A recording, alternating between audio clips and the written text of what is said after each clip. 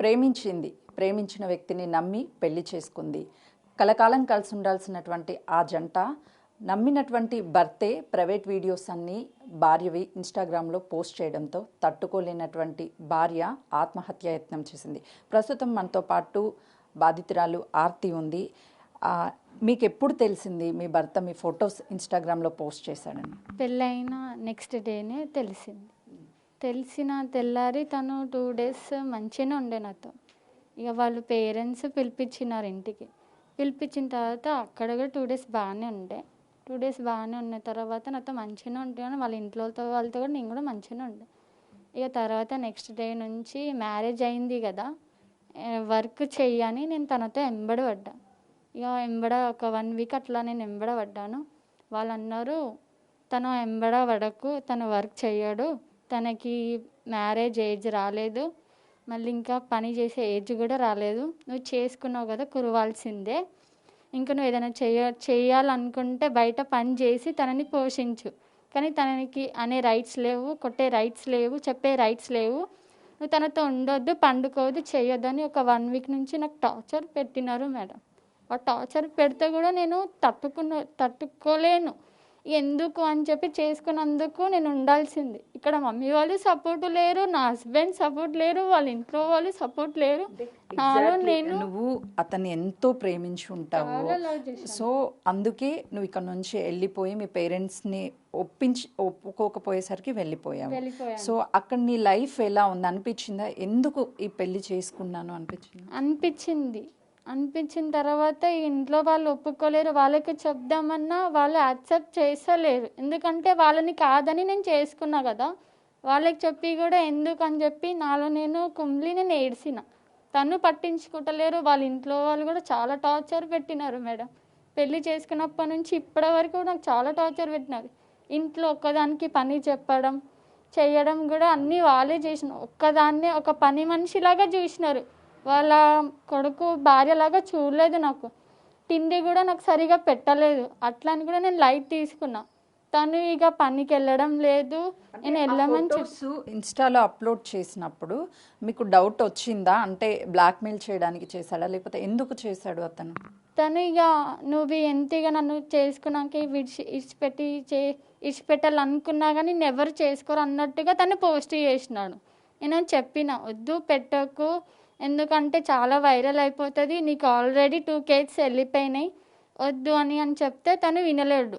Doubt పడ్డాడు నా మీద. ఓహో ఎందుకు ఇంకా నన్ను వదిలేసి వేరే లైఫ్ చూసుకుందాం అనుకుంటున్నావు అని చెప్పి అట్లా తను నా మీద డౌట్ పడింది. సరే నీ ఇష్టం అని నేను చెప్పేసిన. ఫొటోస్ తీసినప్పుడు నీకు ఎప్పుడు డౌట్ రాలేదంటే మీ ఇద్దరు పర్సనల్గా ఉన్నటువంటి ఫొటోస్ తీసాడా, ఓన్లీ నీ పర్సనల్కి సంబంధించిన ఫొటోస్ తీసాడా? మా ఇద్దరివే తీసి పెట్టినాడు. నావంతా పర్సనల్గా ఏం పెట్టలేదు, మా ఇద్దరివి పెట్టినాడు. తర్వాత నొల్లి అయిన తర్వాత కూడా డిలీట్ చేసి మళ్ళీ పెట్టినాడు. అయినా కానీ నేను లైట్ తీసుకున్నా. ఇక తర్వాత వాళ్ళ ఇంట్లో వాళ్ళకి అందరికీ తెలిసింది, మా ఇంట్లో వాళ్ళకి కూడా. తీసేటప్పుడు ఎప్పుడు డౌట్ రాలేదా, ఎందుకు తీస్తున్నావు నా ఫొటోస్ అని అడగలేదా? నేను ఏం అడగలేదు, తను ఏం చెప్పలేదు, అడిగితే కూడా ఏం చెప్పలేదు, సపోర్ట్ చేయలేదు. ఇక వాళ్ళ ఇంట్లో వాళ్ళకి తెలిసింది, మా ఇంట్లో వాళ్ళకి మ్యారేజ్ చేసుకున్నాను తెలిసిన తర్వాత మా ఇంట్లో నుంచి వాళ్ళ ఇంట్లో నుంచి కాల్స్ వచ్చిన తర్వాత ఇట్లా కాల్స్ చేస్తున్నారని మేము వాళ్ళ ఇంటికి వెళ్ళిన తర్వాత వాళ్ళ ఇంట్లో వాళ్ళు యాక్సెప్ట్ చేసినారు. మేము వెళ్ళినాము, మంచిగానే ఉన్నాము.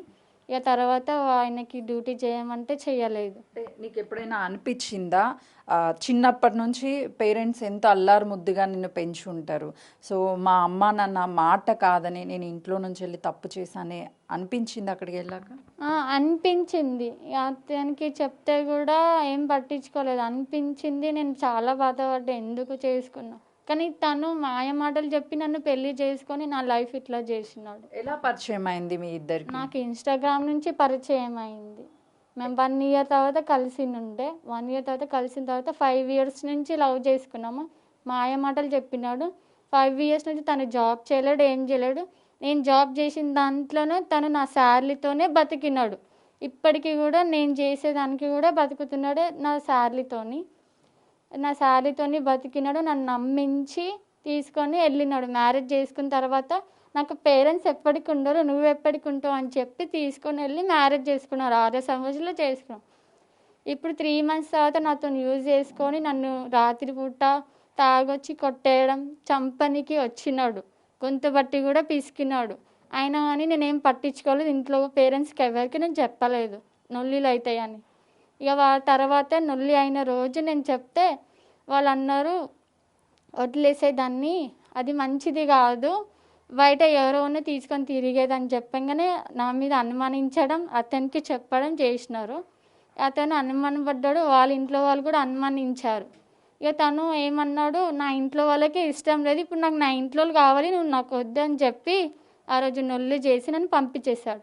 నేను మమ్మీకి కాల్ చేసి, మమ్మీ నన్ను ఇట్లా అంటున్నారు, నాకు వద్దు, సపోర్ట్ లేని మొగుడు, నేను ఏదో నమ్మి వచ్చి ఇతన్ని నేను మీ మాటలను కాదని చేసుకుంటే నన్ను ఇట్లా చేస్తున్నాడని మమ్మీకి కాల్ చేసి చెప్తే, సరే ఉండను అంటున్నావు కదా వచ్చేసేయని మమ్మీ అన్నది. నేను అన్నా, నాకు వద్దు, సపోర్ట్ లేని మొగుడు, నువ్వు అవసరం లేదని చెప్పి వాళ్ళు ఆల్రెడీ అంత ముందుకు నా బ్యాగ్ మొత్తం సర్ది బయట పెట్టేసినారు. వారు అప్పటికే వాళ్ళ ప్లాన్తోనే ఉన్నారు. వాళ్ళు ఇంట్లో వాళ్ళు కొట్టడం చేయడం కూడా చేతులు లేబట్టి చేసిన. నేను అయినా కానీ నేను ఎవరికి నా బాధని చెప్పుకోలేను మేడం. అయినా తను కొట్టినా కానీ నేను ఇంతవరకు నేను ఎవ్వరికి చెప్పలేదు. ఎగ్జాక్ట్లీ అమ్మ, ప్రతి ఒక్కరికి కూడా ఒక డ్రీమ్ ఉంటుంది ఆడపిల్లకి, నాకు మంచి భర్త రావాలి, నేను ఒక బిడ్డకి జన్మనివ్వాలి అని చెప్పేసి. ఆ టైంలో మీకు సపోర్ట్ ఉండాల్సినటువంటి వ్యక్తే సో ఇలా మోసం చేస్తాడని ఎప్పుడన్నా అనుకున్నావా? నేను అనుకోలేదు. తన మాయ మాటలు నమ్మి ఇంత మోసపోయాను. కానీ నాకైనట్టు కూడా వేరే అమ్మాయికి కావద్దు, ఎందుకంటే తను వేరే పెళ్ళి చేసుకుంటా అని నాకు బెదిరించాడు. నువ్వు నాకు వద్దు, అవసరం లేదు, తను వేరే పెళ్ళి చేసుకున్నా నా లైఫ్ ఖరాబ్ అయినట్టు ఇంకో అమ్మాయి లైఫ్ ఖరాబ్ కావద్దు, కానీ నాకు న్యాయం అనేది కావాలి. అబ్బాయి పేరేంటి, అబ్బాయి వయసు ఎంత ఉంటుంది? 5 సంవత్సరాల నుంచి లవ్ అని చెప్తున్నాం. 5 years నుంచి లవ్ చేసుకున్నాము. తనది ఇప్పుడు ఏజ్ 22 ఉంటుంది. తన పేరు భీమ్రాజ్. ఏం చెప్తావు అంటే నువ్వు ఆత్మహత్యాయత్నం చేయడానికి కారణం ఏంటి, అసలు ఎందుకు చనిపోవాలనుకున్నావు? వాళ్ళ ఇంట్లో వాళ్ళు అనుమానించారు నన్ను. వాళ్ళ ఫ్రెండ్స్ ఆర్య సమాజ్ నుంచి కాల్ వచ్చిందని వాళ్ళ ఫ్రెండ్స్ వచ్చినారు. అయితే ఆ టైంలో తను లేడు. ఆ టైంలో తను లేకపోతే వాళ్ళు నన్ను పేరు పెట్టి పిలిచినారు వాళ్ళ ఇంట్లో వాళ్ళతో. అయితే నేను వాళ్ళకి చెప్పిన, మా హస్బెండ్ లేడు, వస్తాడు, అప్పుడు నేను రమ్మని పిలుస్తానని చెప్పిన వాళ్ళకి. వాళ్ళు అప్పటి వరకు బయట వెయిట్ చేసినారు. అతను వచ్చిన తర్వాత నేను వాళ్ళ ఫ్రెండ్స్తో మాట్లాడడానికి బయటికి వెళ్ళినుండే, తను తీసుకొని వెళ్ళినాడు. వాళ్ళు ఏమన్నారు, నేను చెప్పిన వాళ్ళకి నన్ను ఇట్లా కొడుతున్నాడు చేస్తున్నాడు, నేను ఉండలేను, మీరు పెళ్ళి చేసినారు అన్నిటికీ మీరే కదా అని చెప్పి నేను చెప్పినాను. చెప్తే వాళ్ళు వచ్చి నన్ను తీసుకెళ్తానని అన్నారు. వాళ్ళు అతనితో ఏం అబద్ధం చెప్పారు, ఇట్లా ఆర్య సమాజ్ నుండి సైన్ పెట్టాలంట, అది వస్తుందని, సర్టిఫికేట్ వస్తుందని చెప్పినారు. సరే అని సాటర్డే రోజు వచ్చినారు. ఈ సాటర్డే వస్తే నేను అతనికి దమ్ చేసిన, సండే రోజు ఉండరంట, మనం వెళ్దామని అతనికి ఫోర్స్ చేసిన. వాళ్ళు ఏమంటున్నారంటే, నువ్వు వచ్చే వరకు మేము ఇక్కడ నుంచి కదలమని వాళ్ళు అన్నారు. సరే అని చెప్పి వాళ్ళ పేరెంట్స్కి అబద్ధం చెప్పినాడు, ఇట్లా ఫోటోషూట్ అంట మేము వెళ్తున్నామని. వాళ్ళ ఇంట్లో వాళ్ళు అబద్ధం చెప్తే వాళ్ళ ఇంట్లో వాళ్ళు యాక్సెప్ట్ చేయలేదు, మేము పంపించము అని చెప్పినారు. నేనేమన్నా, సరే అబద్ధం చెప్పకు, ఉన్నది చెప్పేసేయి, అబద్ధం చెప్తే ఎవరు పంపించరు అని నేను చెప్పిన. అతను ఇక ఇంట్లో చెప్పకుండా నన్ను బయటికి తీసుకెళ్ళిపోయినాడు. బయటికి తీసుకెళ్ళిన తర్వాత మెయిన్ రోడ్ దాకా మంచిగా వచ్చినాడు. అక్కడ దాకా వాళ్ళ ఫ్రెండ్స్తో నన్ను మెయిన్ రోడ్డు మీద వదిలేసి వెళ్ళిపోయినాడు. వద్దు, ఈమెను తీసుకొని వెళ్ళిపోండి, నేను రాను అని చెప్పినాడు. చెప్పిన తర్వాత వాళ్ళు ఏమన్నారు, చూసిన వాళ్ళు తప్పుగా అనుకుంటారు, మేము తీసుకెళ్ళము, వచ్చినా కూడా మెయిన్ రోడ్ దాకా ఇంకా వచ్చేసాయి, అర్ధగంట పని కదా అని చెప్పినారు వాళ్ళు. చెప్పిన తర్వాత లేదు నేను రాను, తీసుకొని వెళ్ళిపో అని చెప్పి బండి ఎక్కించి నన్ను వదిలేసి వెళ్ళిపోయినాడు. ఇంటికి వచ్చి వాళ్ళ పేరెంట్స్తో ఏం చెప్పాడంటే, ఇట్లా ఇద్దరు ఎవరు వచ్చారు, ఆమెనే కావాలంట, అమ్మాయే కావాలంట, అమ్మాయితో ఏమో పని ఉందని అబద్ధం చెప్పి ఇంట్లో వాళ్ళతో అనుమానం వచ్చేలాగా చేసి, వాళ్ళ ఇంట్లో వాళ్ళు నా మీద అనుమానించి, అరే ఈరోజు ఇద్దరితో వెళ్ళిందిరా, రేపు ఇంక ఇద్దరిని తెచ్చుకొని ఏదో చేసుకొని వచ్చి నిన్ను ఇట్లా చేసేదాన్ని చాలా 1 week నుంచి టార్చర్ పెట్టినారు. అట్లా అని నాకు తెలీదు వాళ్ళు ఎవ్వలో, ఇట్లా వచ్చి తీసుకొని వెళ్ళిపోయినారు, నేను చెప్తే వినలేదు, నేను ఏం పట్టించుకోలేను, అయినా కానీ వాళ్ళు వెళ్ళిపోయినారు, ఈమె కూడా వెళ్ళిపోయిందని చెప్పినాడు. వాళ్ళ ఇంట్లో వాళ్ళతో అబద్ధం చెప్పినాడు. చెప్పిన తర్వాత అప్పటికి నొల్లిలు అయితేనే ఉన్నాయి. వాళ్ళ ఇంట్లో వాళ్ళు ఏమన్నారంటే, ఈమె అమ్మాయి నీకు సెట్ కాదు, మంచిది కాదు, బజార్ది అనుకుంటే చాలా గలీజ్గా తిట్టి చేయలేబెట్టినారు. అయినా కానీ నన్ను ఏం సపోర్ట్ ఇస్తలేడు, నాకు నా మీద కూడా అనుమానించినాడు. ఇంచిన తర్వాత నేను అట్లాంటి దాన్ని కాదు, అట్లాంటి దాన్ని అయితే ఇతనితో నేను పెళ్లి చేసుకోలేను, నేను అట్లాంటి దాన్ని అయితే నేను ఎప్పుడో ఇట్లా ఇక్కడి వరకు రాకపోతుంటే ఈయన నమ్మి వచ్చినందుకు నా తప్పు కదా అని నేను అట్లా గట్టిగా మాట్లాడితే 5 సంవత్సరాల్లో మిమ్మల్ని అర్థం చేసుకుంది అదేనా? అంటే వాళ్ళ ఫ్రెండ్స్తో వెళ్తే అమ్మాయి ఇద్దరితో వెళ్ళిపోయిందని చెప్పడం, ఇదంతా అసలుకి ఎలా తీసుకోగలిగా? నేను అంటే లైట్ తీసుకున్నా, ఇదంతా అయితేనే ఉంటుంది అని చెప్పి లైట్ తీసుకొని నేను ఎవ్వరికి చెప్పుకోలేను. వాళ్ళ ఇంట్లో వాళ్ళకి చెప్పినా కానీ వాళ్ళు నాకు సపోర్ట్ ఇవ్వలేదు. అతను కొడితే కూడా కొట్టినాడు కదా పడాల్సిందని అన్నారు. అన్న తర్వాత వాళ్ళు ఏమన్నారు, అవసరం లేదు ఇంకా మనకి, ఈ అమ్మాయికి వదిలేసి ఇంతకన్నా మంచి సంబంధం చూసి నీకు పెళ్లి చేస్తామని అన్నారు. అప్పటి నుంచి తను సరే నేను వదిలేసుకుంటా, మా ఇంట్లో వాళ్ళే ఉంచుకుంటలేదు, నాకు మా ఇంట్లో కావాలి, ఇప్పుడు నువ్వు నాకు వద్దని చెప్పి నన్ను వదిలేసినాడు. మీరు ఇంటికి వచ్చిన తర్వాత ఏమన్నా కాల్ చేసి నాకు వామిటింగ్స్ అవుతున్నాయి, ఒకవేళ ప్రెగ్నెంట్ ఏమో అని చెప్పేసి ఏమన్నా కాల్ చేశారా? అప్పుడు ఎలా రియాక్ట్ అయ్యాడు? నేను ఒక సండే రోజు ఈవినింగ్ వచ్చాను. వచ్చిన తర్వాత 1 డే అతని నుంచి కాల్స్ రాలేదు, నా నుంచి కాల్స్ ఏం రాలేదు. ట్యూస్డే రోజు ఈవినింగ్ కాల్ వచ్చింది, చూడంగానే డిలీట్ చేసినాడు. బ్యాడ్ వర్డ్స్ వీడియోస్ అవి చూడంగానే డిలీట్ చేసేసినాడు. అతను అనుకుంటుండు దీంతో ఏం కాదని, కానీ నేను సేవ్ చేసుకున్నాను. సేవ్ చేసుకున్న తర్వాత కాల్ చేసినాడంట. నా ఫ్రెండ్ ఉంటుంది అంకిత అని, ఆ అమ్మాయికి కాల్ చేసిండు. చేస్తే నేను అమ్మాయికి కాల్ చేసిన, అమ్మాయి నాకు మెసేజ్ కాల్ చేసిందని నార్మల్ కాల్ చేసి మాట్లాడితే తను అన్నది, ఏమైంది అక్క వెళ్ళిపోయినావంట కదా అని అంటే, అవును చిన్న గొడవ అయిందని నేను చెప్తే సరే అన్న కాల్ చేసిండు కాన్ఫరెన్స్ పెడతా అని అంటే తను పెట్టింది.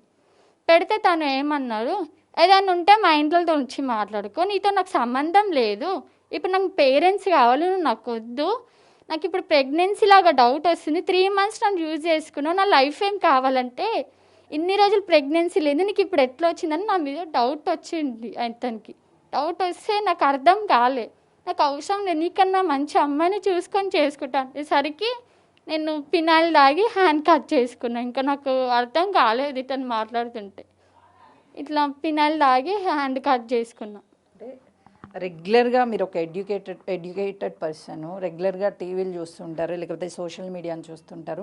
ఇలాంటి ఇన్స్టాగ్రామ్లో లేదంటే ఫేస్బుక్లో పరిచయాలు అయ్యి ఇలా వెళ్ళిపోయి పెళ్ళిళ్ళు చేసుకోవడం, ఇదంతా ఎప్పుడు మీకు అనిపించడం లేదా నేను చేసినది తప్పు, ఇట్లా ఎందుకు వెళ్ళిపోయాను అని? అతనికి చెప్పిన, ఇట్లా ఇన్స్టాగ్రామ్లో ఇన్ని అవుతూనే నువ్వు ఇట్లా చేయగలుగుతావు అంటే, లేదు నా మీద నమ్మకం లేదు, నేను అట్లా కాదు అని చెప్పి నాకు నమ్మించాడు. లేదు నీ కూడా ఇట్లనే చేసేమో, నాకు వద్దు అవసరం లేదు, ఇట్లనే నా లైఫ్ ఖరాబ్ అవుతుందని కూడా నేను తనకి చెప్పిన. లేదు తను నన్ను చాలా నమ్మించి లాస్ట్కి నా లైఫ్ ఖరాబ్ చేసి ఇక్కడ వరకు తెచ్చినాడు. ఫైనల్లీ ఒక ఆడపిల్లగా చాలామంది ప్రేమ పేరుతో మోసపోతూ ఉంటారు, వెళ్ళిపోతూ ఉంటారు. సో తల్లిదండ్రులకి చివరికి కడుపుకోతనే మిగులుస్తూ ఉంటారు. అలాంటి ఆడపిల్లలకి ఏం చెప్తావు? ఇప్పుడు నేను చేసినట్టు కూడా నాలాగా కూడా తను ఎవరికి చేసినా కానీ నాకైనా లైఫ్, నా లైఫ్ ఇంత ఖరాబ్ అయినా కానీ వేరే అమ్మాయికి కావద్దు. చాలా మంది ప్రేమ పేరుతో వెళ్ళిపోతూ ఉంటారు కదా, అలాంటి అమ్మాయిలందరికీ ఏం చెప్తాను ఒక బాధితురాలుగా? అంటే నమ్మొద్దు, ఎంత ఏం చేసినా కానీ నమ్మొద్దు. నమ్మి వెళ్ళినా కానీ లాస్ట్కి అయితే లైఫ్ అయితే ఎట్లయినా ఖరాబ్ అవుతుంది, వేస్ట్. చూస్తున్నాం కదా, తను జీవితాంతం కలిసి ఉంటాడు, ఒక కలలు కన్నది, కానీ ప్రేమించి పెళ్లి చేసుకున్న కొన్ని రోజులకే తన నుంచి అనుమానం స్టార్ట్ అవ్వడము, ఆ తర్వాత వేధింపులకి గురి చేయడము, నువ్వు నాకు అవసరం లేదు, నా కుటుంబమే నాకు కావాలి అనని ఆ వ్యక్తి చెప్పడం వల్ల బాధితురాలు సూసైడ్ చేసుకుంది. సో ఇంకొక అమ్మాయి ఎవరు కూడా ప్రేమ పేరుతో ఇంట్లో తల్లిదండ్రులని కాదనుకొని బయటికి వెళ్ళొద్దు. ఇదే పరిస్థితి ఉంటుంది. 1కి 2 సార్లు ఆలోచించి తల్లిదండ్రులు చూపించినటువంటి పెళ్లి చేసుకుంటేనే జీవితం మంచిగా ఉంటుంది అని చెప్పేసి తను చెప్తుంది. కెమెరామెన్ సన్నీతో సుజాత, హైదరాబాద్.